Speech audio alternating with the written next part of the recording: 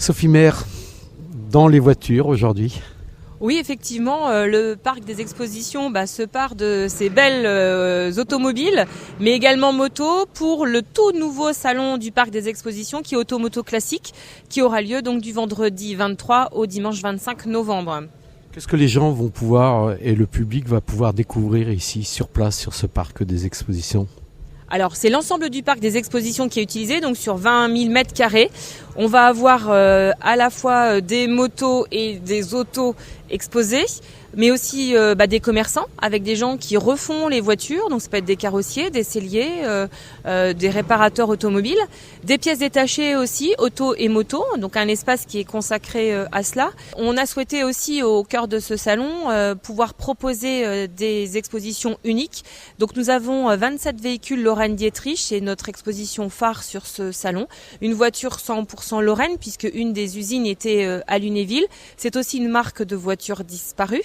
Donc 27 véhicules de propriétaires qui nous ont fait confiance, ainsi que le président du club, Monsieur Leroux, qui nous a accompagnés. Ensuite, une rétrospective des 70 ans de Honda, un faux départ du Bol d'Or, des expositions sur les belles italiennes, donc les voitures emblématiques.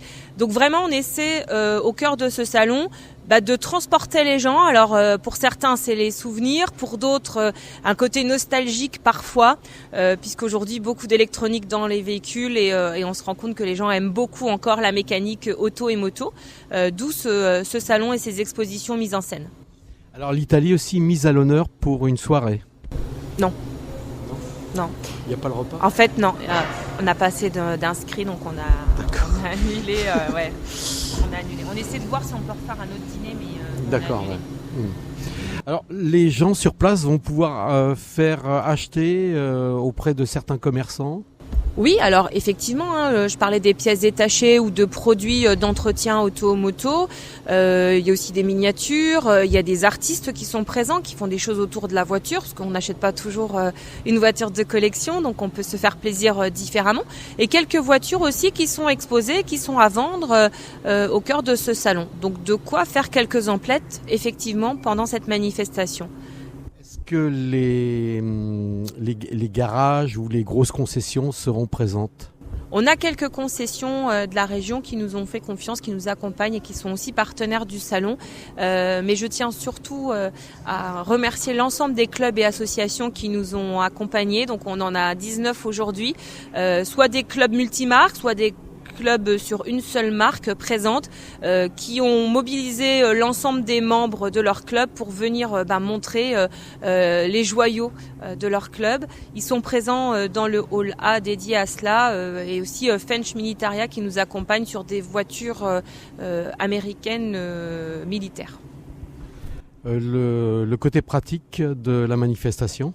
Donc le salon est ouvert vendredi de 10h à 19h, samedi de 10h à 21h, dimanche de 10h à 18h. L'entrée est à 12 €, c'est gratuit pour les enfants. Il y a des possibilités avec des opérations type Black Friday sur notre page Facebook dédiée à l'événement. Donc faut se tenir prêt, on peut avoir quelques réductions proposées pour ce salon. Le parking est gratuit ? Le parking est offert par l'organisateur et nous avons aussi un parking dédié pour les propriétaires des véhicules de collection, donc c'est-à-dire de plus de 30 ans, et c'est sur présentation de la carte grise. Ils auront un parking qui leur sera réservé, et contre la présence de leur véhicule sur ce parking, ils bénéficieront d'une entrée gratuite au salon.